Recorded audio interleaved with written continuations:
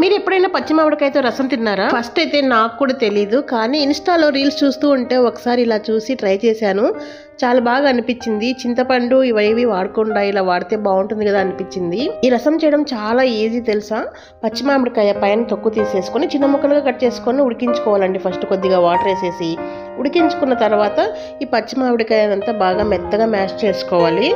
మామిడికాయ తొందరగా ఉడికిపోతుంది, అంతేకాకుండా సాఫ్ట్గా కూడా ఉంటుంది కదా, ఇలా తొందరగా మెత్తబడిపోతుంది అనమాట. ఇలా మ్యాష్ చేసుకున్న తర్వాత రసంకి తగినంత వాటర్ యాడ్ చేసేసుకొని ఇప్పుడు రసం ప్రిపేర్ చేసేసుకోవడమే. ఒక బౌల్ పెట్టి ఆయిల్ పెట్టేసుకొని ఆయిల్ వేడెక్కిన తర్వాత పోపు గింజలు, కచ్చా పచ్చాగా దంచినటువంటి వెల్లుల్లి, అలాగే కరివేపాకు, పచ్చిమిర్చి, ఎండుమిర్చి అన్నీ యాడ్ చేసేసుకొని బాగా ఫ్రై చేసుకోవాలి. ఫస్ట్ కొద్దిగా సాల్ట్ వేస్తే తొందరగా మగ్గిపోతాయి కదా. ఇవన్నీ కొంచెం మగ్గిన తర్వాత టమోటాలు కూడా వేసేసి మూత పెట్టేసుకొని మగ్గించుకోవాలి. టమోటాలు ఇలా బాగా మెత్తబడాలి.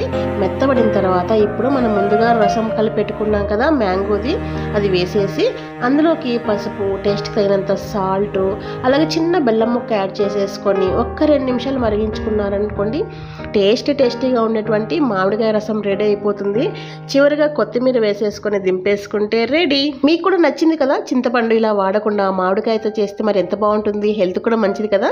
వీడియో నచ్చినట్లయితే లైక్ చేసి షేర్ చేయండి. Thank you.